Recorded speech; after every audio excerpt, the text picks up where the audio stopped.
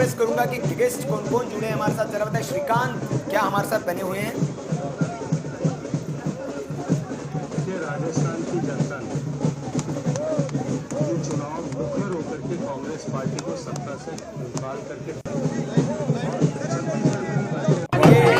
राजस्थान के जयपुर से तस्वीरें देख सकते हैं आप।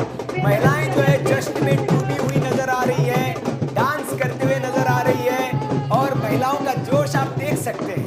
महिला मातृशक्ति जो है वो किस तरह से जीत का जश्न मना रही है। ये जयपुर की तस्वीरें देखिए, जो महिला है वो नोट उड़ाते हुए सांकेतिक तौर पर नजर आ रही है। भारतीय जनता पार्टी का ध्वज है और आज तो जश्न बनता है भारतीय जनता पार्टी के लिए। जिस तरह से भारतीय जनता पार्टी के कार्यकर्ताओं ने वहाँ मेहनत की, उनकी मेहनत जो परिश्रम की पराकाष्ठा उन्होंने की, उसका आज फल उनको मिला है, सुफल मिला है। और उस सुफल के लिए ये जो आज जश्न मनाया जा रहा है ये बनता है। तो ये जश्न आप देख सकते हैं, इसके पहले भी जयपुर में पुरुष जो थे वो जश्न मना रहे थे और ये महिला कार्यकर्ता हैं भारतीय जनता पार्टी की, वो जश्न मनाती हुई नजर आ रही है आपको। जश्न में डूबी हुई डांस करती हुई नजर आ रही है और नारे लगाती हुई नजर आ रही है। तो ये जो माहौल है, भगवामय माहौल राजस्थान में आज आपको दिखाई देगा। और राजस्थान में जिस तरह से अशोक गहलोत के एक तरह से भारतीय जनता पार्टी के मुताबिक जो प्रशासन था उसका अंत हुआ है। और देखा भी हमने कि कैसे राजस्थान में अशोक गहलोत की सरकार ने मीडिया गैगिंग करने की कोशिश की। उसमें सबसे बड़ा उदाहरण वीके न्यूज़ था। वीके न्यूज़ पर उन्होंने लगाम लगाने की बहुत कोशिश की अशोक गहलोत सरकार ने। हमारे खिलाफ संगीन धाराओं में मुकदमे दर्ज किए गए राजस्थान में, जब हमने उनकी जो कुशासन था, जो उनकी तुष्टिकरण की नीति थी, उसको उजागर करने की कोशिश की। मुहर्रम के वक्त में मंदिरों से जब झंडियाँ उतारी गई, फर्रियाँ उतारी गई, उसको लेकर खबर जब हमने वीके न्यूज़ पर दिखाई तो गहलोत सरकार के दबाव में आसिंद की पुलिस ने हमारे ऊपर गंभीर धाराओं मुकदमा दर्ज किया, गिरफ्तार करने की कोशिश की गई हमें।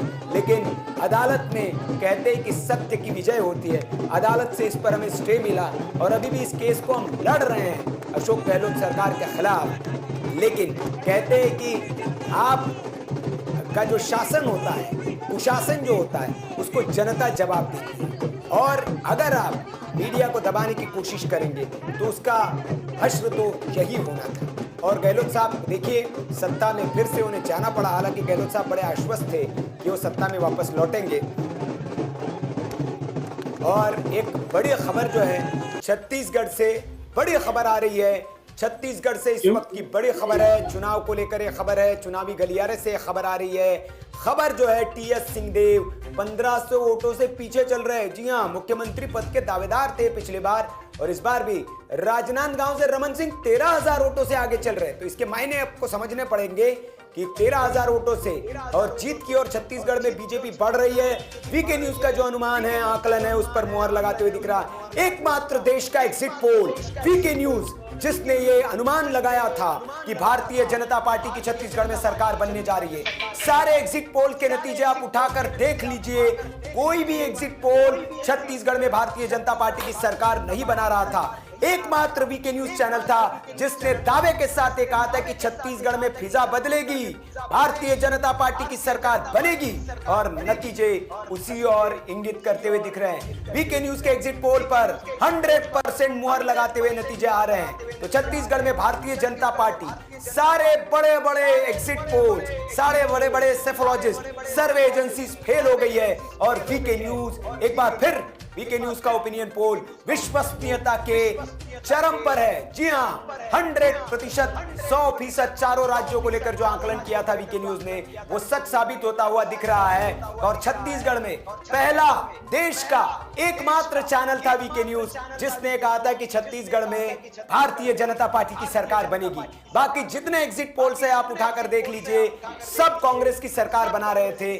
उनका आकलन किस आधार पर था, इस पर अब सवाल तो उठेंगे। लेकिन हमारे साथ तमाम गेस्ट जुड़े हुए हैं। हमारे साथ मृत्युंजय झा जी, भारतीय जनता पार्टी के प्रवक्ता जुड़े। मृत्युंजय जी, बहुत बहुत स्वागत है आपका वीके न्यूज़ में और बहुत बहुत बधाई है आपको।